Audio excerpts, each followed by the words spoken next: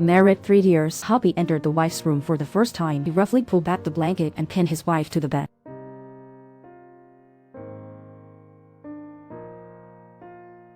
In the moment their gaze swapped, the wife, Xizhu, turned her face in shame. Seeing this, Bai Siyuan stopped. Instead, he got up and abandoned the idea of checking Xizhu's thigh. The reason to check his wife's thigh.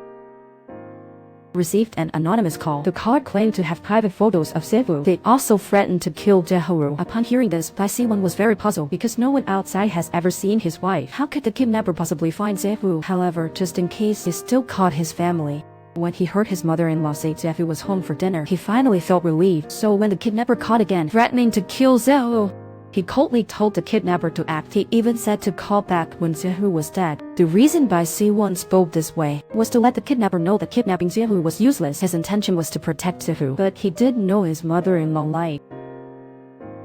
And Xizhu heard all of Bai Siyuan's words. She did not expect Bai Siyuan to be so heartless. In anger and despair, even Xizhu, who had aphasia, was so angered she could speak. She harshly scolded Bai Siyuan. Then she floored the gas pedal and crashed into the railing. Since Bai Siyuan was so heartless, she might as well perish with the kidnapper. Surprisingly, the kidnapper got knocked out. Xizhu had no injuries at all. Seeing the kidnapper's phone right in front of her, Xizhu suddenly hatched a bold plan. She would use the kidnapper's voice-changing phone to impersonate him. She would threaten her husband, Bai Siyuan, to divorce her. With this in mind, she claimed the kidnapper's phone as her own. Then she called a tow truck to take the car home. Once at home, Xizhu quickly composed herself. Bai Siyuan drove home after work. Only after seeing Xizhu safe did he relax. He finally felt at ease.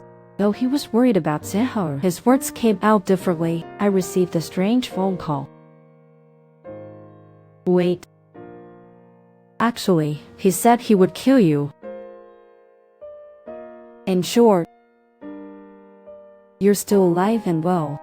Xizhu slammed the pot lid shut in anger.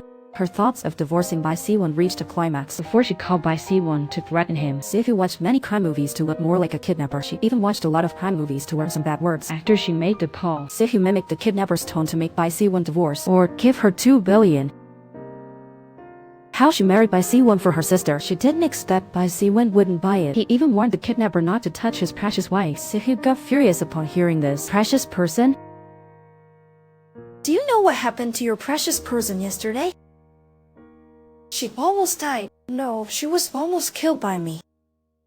I kidnapped her from the car, choking her neck and pulling her hair. She was so near death that she couldn't even beg me to let her go, because she couldn't speak at all. Xizhu could have been discovered dead somewhere. The car skated badly on the rainy road.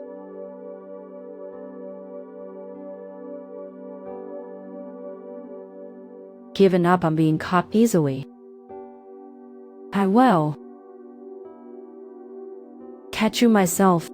Xizhu, startled, quickly hung up the phone. Then she carefully packed her things and left the room. She unexpectedly ran into Bai Siyuan searching for her. Bai Siyuan had blood on his hands. The moment he saw Xizhu, he finally sighed in relief. He pulled Xizhu into the house, hurriedly checking if she was kidnapped last night. Something really happened, right?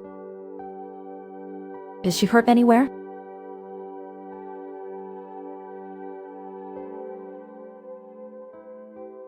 Who is that guy? Did you see his face? He hid his face, so I didn't see. Bai Siyuan can no longer afford to be careless. After home, he asked Xizhu for the car. He took the keys to check Xizhu's car. Xizhu turned pale with fear instantly if he saw it in the dashcam footage. If she cursed him last night, it would be done. Fortunately, the dashcam was broken. Bai Siyuan found nothing. The next day, Bai Siyuan urged his men to find out about the kidnappers. He also reminded the bodyguards to keep an eye on Xizhu. Bai Siyuan became very anxious right away. When the bodyguards finally reported they found Xizhu, he felt a huge weight lift off his shoulders. Without noticing the danger, he planned to have Xizhu close by. Ethan made the second threatening call.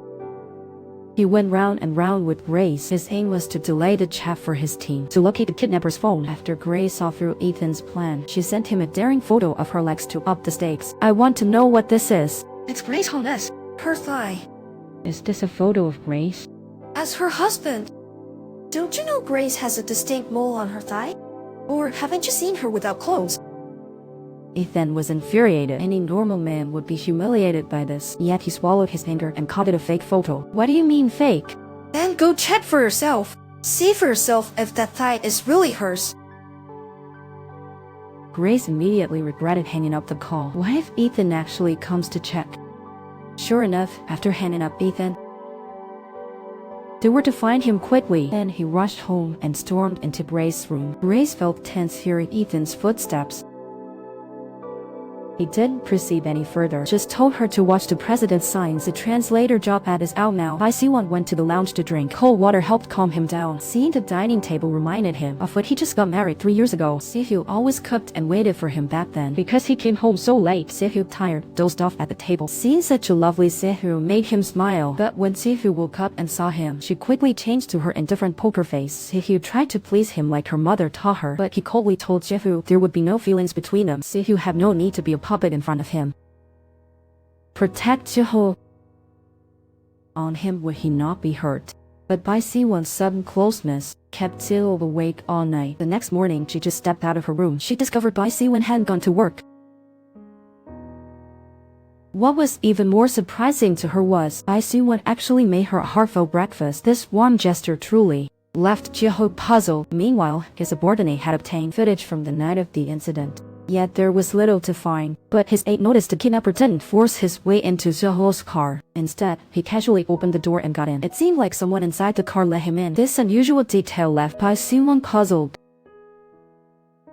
He seemed to know everything clearly. He started to doubt that the kidnapper was very close to him, that likely knew Xizhu. Feeling unsure, he asked a friend. A guy sent private photos of his wife to her husband. What does that imply about the husband and wife separating? The friend didn't realize Bai Siyuan was talking about him, so he determined the husband was being cheated on. His wife was having an affair with that guy. Linking what the aide and friend said, Bai Siyuan was feeling uneasy. Could his wife be with the kidnapper? At 10 o'clock at night, the kidnapper called again. He hung up, feeling somewhat jealous. On the other end, Xizhu was confused. 5 minutes later, when she called again, Bai Siyuan's side was filled with a loud noise. Realizing something was wrong, Xizhu quickly switched to her own phone and called Bai Siyuan, but Bai Siyuan didn't answer all night. There was no sign of him at home either. Xizhu waited on the couch all night, worried. The next morning, Bai Siyuan's office had exploded. Xizhu found the arsonist in the camera footage. Looked a lot like the kidnapper who held her. What surprised her even more was that she posed as the kidnapper to call Bai Siyuan. The call recording was released. Now she was being wanted as an arsonist. Xizhu was so scared she dropped her cup. Before she could react, Bai Siyuan rushed home, looking disheveled. He strolled towards Xizhu and picked her up to the table. Lately, there have been too many perplexing things. It's impossible that I don't know Xizhu. I need to confirm. You're the only clue, so you have to help me. Or should I help you out? He was frightened into silence by Bai Siyuan's piercing gaze, but what she didn't know was that beneath Bai Siyuan's fearsome glare lay a deep love for her. 3 years ago, Bai Siyuan was supposed to marry Xizhu's sister to a worthless rich kid. He decisively struck a deal with Xizhu's sister that Xizhu would take her sister's place as his wife, but Xizhu had no clue about any of this.